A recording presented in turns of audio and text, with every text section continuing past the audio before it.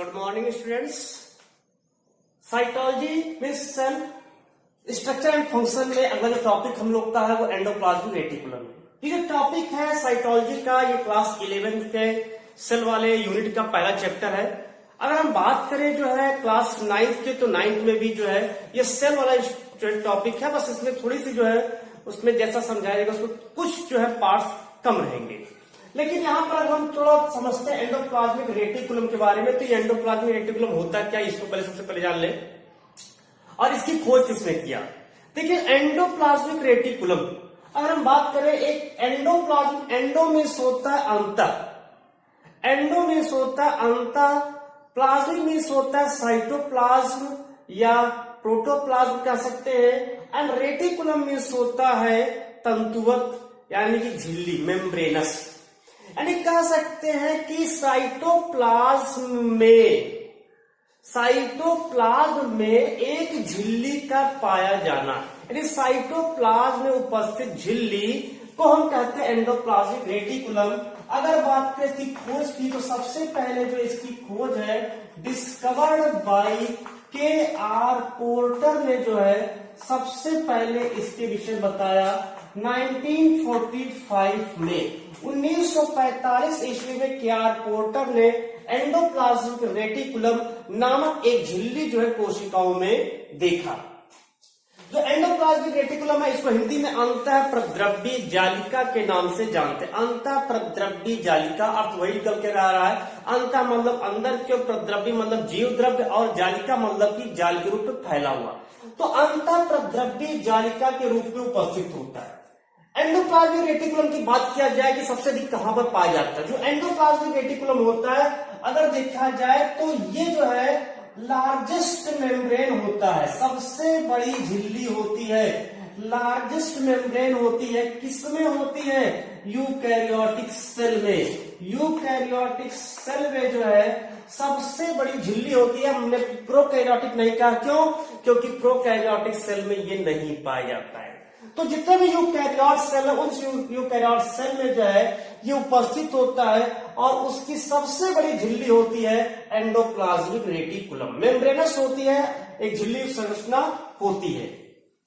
अगर इसके डेवलपमेंट की बात किया जाए, यानी कि वे कोशिकाएं जैसे कि कुछ मेरिस्टेमेटिक जो सेल होती है जिसमें विभाजन की क्षमता पाई जाती है, जो भी मेरिस्टेमेटिक सेल है ऐसी कोशिकाएं, या वे कोशिकाएं जहां पर लिपिड का संश्लेषण हो रहा हो, लिपिड एंड कोलेस्ट्रॉल का सिंथेसिस जहां पर हो रहा हो, वहां पर जो है, जहां पर इस प्रकार से होता है, वहां पर एंडोप्लाज्मिक रेटिकुलम जो होता है सबसे अधिक डेवलप होता है।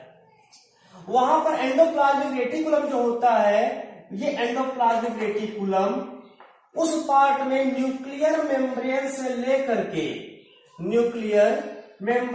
लेकर के जो है यह प्लाज्मा मेम्ब्रेन तक फैली होती है, मतलब काफी विकसित होती, कह सकते हैं काफी जो है विकसित होती है, अत्यधिक विकसित होती है, जो न्यूक्लियर मेम्ब्रेन से लेकर के प्लाज्मा मेम्ब्रेन तक फैली हुई होती है। किसमें होती है? जिसमें विभाजन की क्षमता होती है, जिसमें प्रोटीन का संश्लेषण होता है, जिसमें लिपिड का संश्लेषण हो, जिसमें कोलेस्ट्रॉल बन रहा हो, या जहां पर ग्लाइकोजन का संचय हो रहा हो, उन स्थानों पर जो है जो एंडोप्लाज्मिक रेटिकुलम होता है वो उसके केंद्रक आवरण से लेकर के कोशिका झिल्ली तक जो है फैली हुई संरचना होती है। तो ये एंडोप्लाज्मिक रेटिकुलम बनता कैसे? एंडोप्लाज्मिक रेटिकुलम इसकी बात करें तो जो एंडोप्लाज्मिक रेटिकुलम होती है ये जो है चपटी थैलियां होती हैं, फ्लैट जो है यहाँ पर वेसिकल्स होती है, थैलियां होती हैं, ये जो है फ्लैट वेसिकल्स होती है, चपटी थैलियां होती है।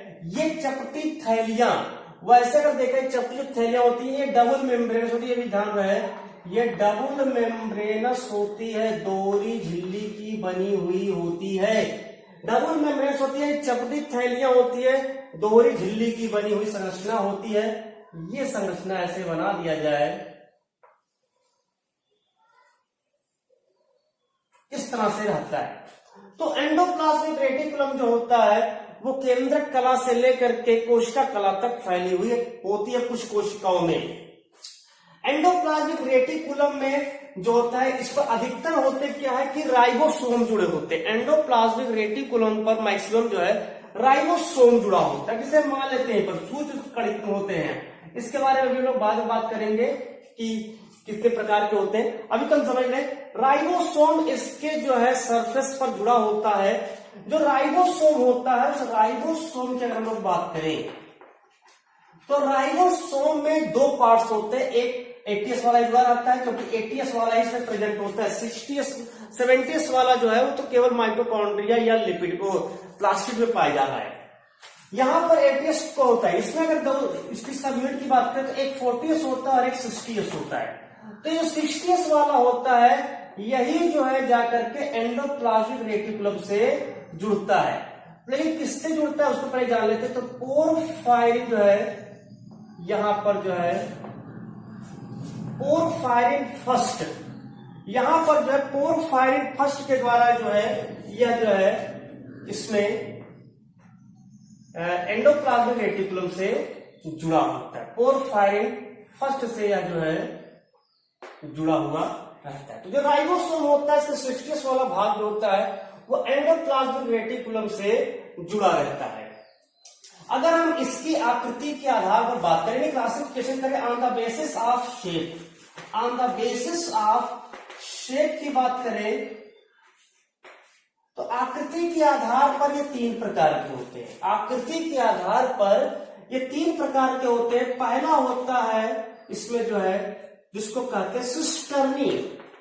सिस्टर्नी क्या होता है, एक छोटी छोटी थैली संरचना होती है इस तरह से, ये थैली कह रहे हैं, छोटी छोटी चपटी चपटी संरचना होती है जो एक दूसरे के समानांतर स्थित होती है, जो एक दूसरे के समानांतर स्थित होती है। राइबोसोम पाया भी जा सकता है और नहीं भी पाया जा सकता इसकी सतह पर, तो इसको कहते हैं सिस्टर्नी।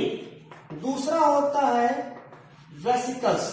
वेसिकल्स जो होती है एक छोटी छोटी थैलियां होती हैं, ये छोटी छोटी थैलियां होती हैं जिसमें स्रावी पदार्थ भरे होते हैं, जिसमें सेक्रेटरी सब्सटेंस भरे होते हैं। स्रावी पदार्थ जो इसमें भरे होते हैं, स्रावी पदार्थ इसमें भरे होते हैं। और तीसरा होता है ट्यूबुलाई। ट्यूबुलाई जो होता है ये काफी शाखित होती है, तो कोई भी संरचना ये जो है बना सकते हैं। तो ये काफी शाखित होता है जो कि जो है जो कोशिका है उस कोशिका में जो है एक जाल के रूप में फैला होता है। तो तीन प्रकार के होते हैं on the basis of shape. अगर हम शेप के आधार में बात करें तो तीन प्रकार के होते हैं, लेकिन मेनली अगर हम लोग बात करें टाइप्स ऑफ एंडोप्लाज्मिक रेटिकुलम की, टाइप्स ऑफ एंडोप्लाज्मिक रेटिकुलम जो होता है इसके अगर हम लोग बात करें यहां पर जो है टाइप्स ऑफ एंडोप्लाज्मिक रेटिकुलम, ये तीन प्रकार के होते हैं।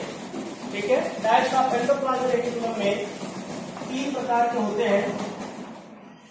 टाइप्स ऑफ ईआर की बात किया जाए तो यहां पर जो है सबसे पहले टाइप्स ऑफ ईआर पहला जिसमें होता है स्मूथ एंडोप्लाज्मिक रेटिकुलम।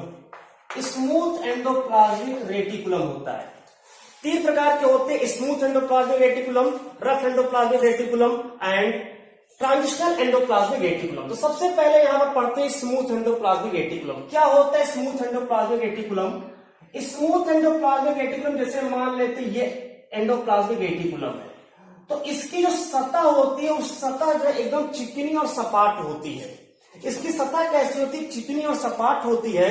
इसमें होता क्या है कि इस पर राइबोसोम नहीं पाया जाता। मतलब स्मूथ एंडोप्लाज्मिक रेटिकुलम में अगर हम बात करें तो इसकी सतह पर राइबोसोम जो होता है वो एब्सेंट होता है। राइबोसोम एब्सेंट होने के कारण क्या होता है, इसकी जो सतह होती है वो काफी चिकनी दिखाई देती है। तो खुरदुरी ना होकर के बल्कि एकदम सपाट और चिकनी होती है राइबोसोम, क्योंकि इस पर एब्सेंट होता है। अब राइबोसोम एब्सेंट है तो इसका अर्थ है कि यहां पर प्रोटीन का संश्लेषण नहीं होगा। मतलब स्मूथ एंडोप्लाज्मिक रेटिकुलम जो होगा वो ऐसे ही कोशिकाओं में पाया जाएगा जहां पर जो है प्रोटीन का संश्लेषण नहीं होगा। तो इसके फंक्शन क्या होंगे? अगर स्मूथ एंडोप्लाज्मिक रेटिकुलम की बात करें तो ये उन कोशिकाओं में पाया जाता है जहां पर लिपिड या कोलेस्ट्रॉल का जो है संश्लेषण होना होता है। वहां पर जो है ये जो है स्मूथ एंडोप्लाज्मिक रेटिकुलम प्रेजेंट होता है। अब ऐसी कौन कौन सी कोशिका है जहां पर जो है लिपिड या कोलेस्ट्रॉल का संश्लेषण होता है? तो सबसे पहले इसमें हम लोग के पढ़ चुके हैं, इसके पहले वाले पार्ट में हम लोग जो है लिपिड जो है उसमें क्या नाम संचय के लिए जो लिपिड सॉल्यूबल होता है उसमें लीवर सबसे पहले हम लोग पढ़ चुके हैं। लीवर जो होता है वह जो यकृत होता है उसमें जो है लिपिड का संश्लेषण होता है। दूसरे भाग की बात करें तो एड्रिनल जो पार्ट होता है, एड्रिनल ग्लैंड का जो एड्रिनल पार्ट होता है, एड्रिनल पार्ट और जो कॉर्टिकल भाग होता है इसमें भी जो है कुछ मात्रा में लिपिड एंड कोलेस्ट्रॉल का जो है संश्लेषण होता है। इसके अलावा जो है कुछ जो हमारे लिपिड सेल होती है जिसको हम लोग फैट सेल कहते हैं, उस फैट सेल में भी जो है लिपिड का संश्लेषण होता है। तो इस प्रकार से स्मूथ एंडोप्लाज्मिक रेटिकुलम उन कोशिकाओं में पाया जाता है जहां पर जो है लिपिड और कोलेस्ट्रॉल जो है संश्लेषण होता है।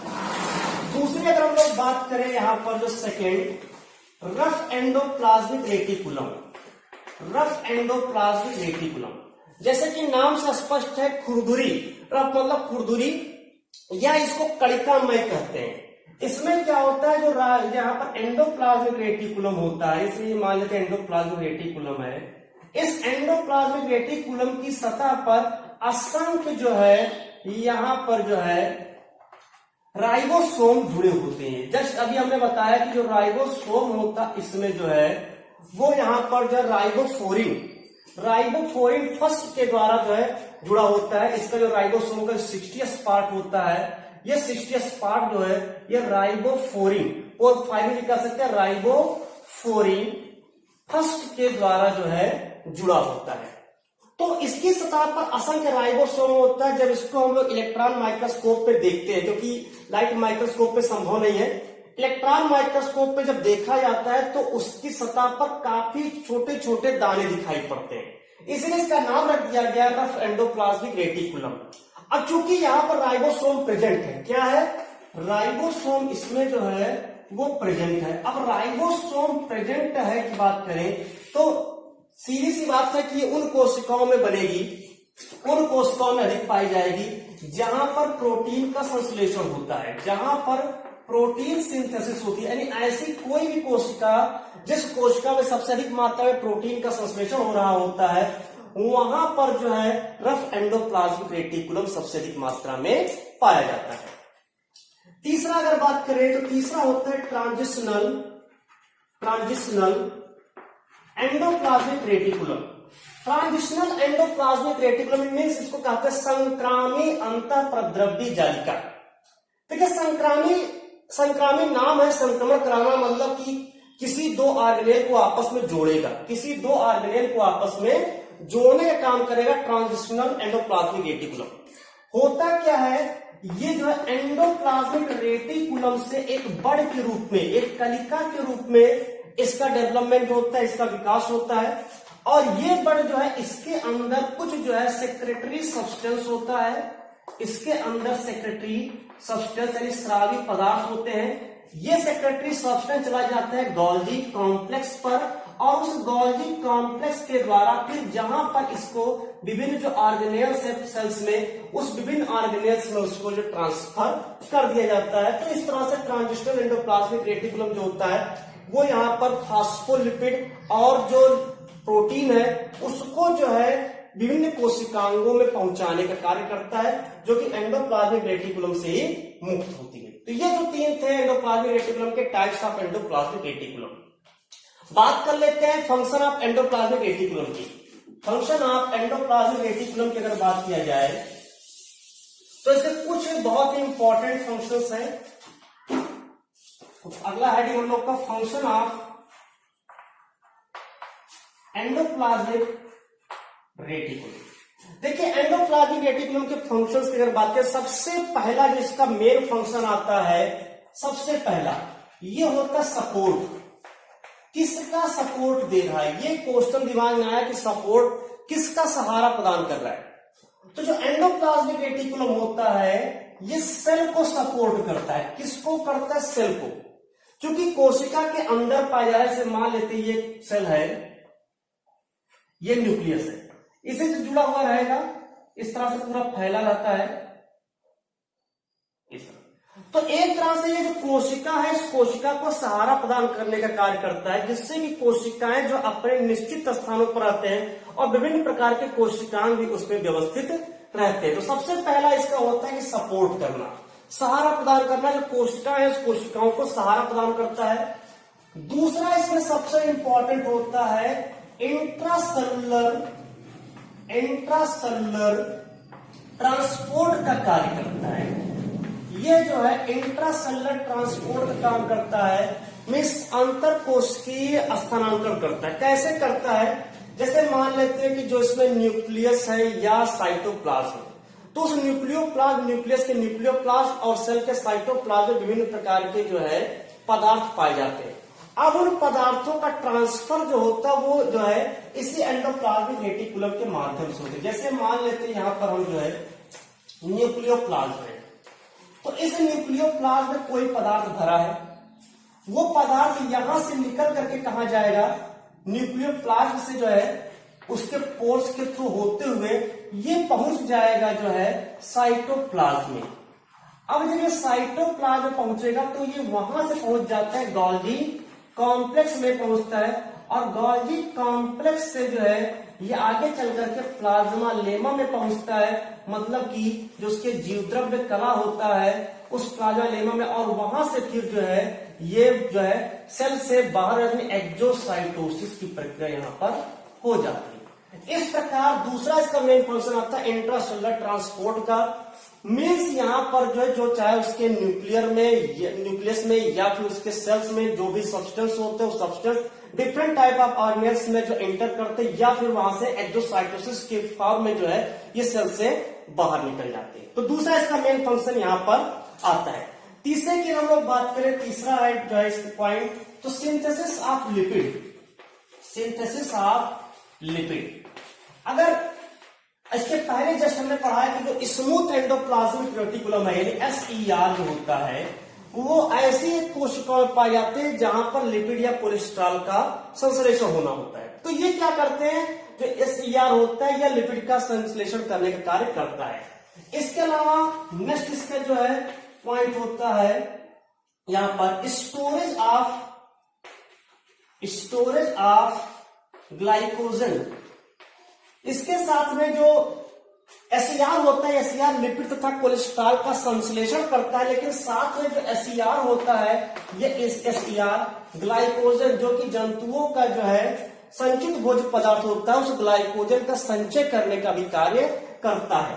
इसके अलावा जो SER होता है ये डिटॉक्सिफिकेंट्स का भी कार्य करता है, मतलब कि यहां पर जो है ये जो भी मान लेते कोई विषैला पदार्थ कोशिका में एंटर कर गया है तो उस विषैले पदार्थ का निराविशीकरण करने का काम जो होता है SER करता है। इसके अलावा यह जो है प्रोटीन सिंथेसिस में हेल्प करता है।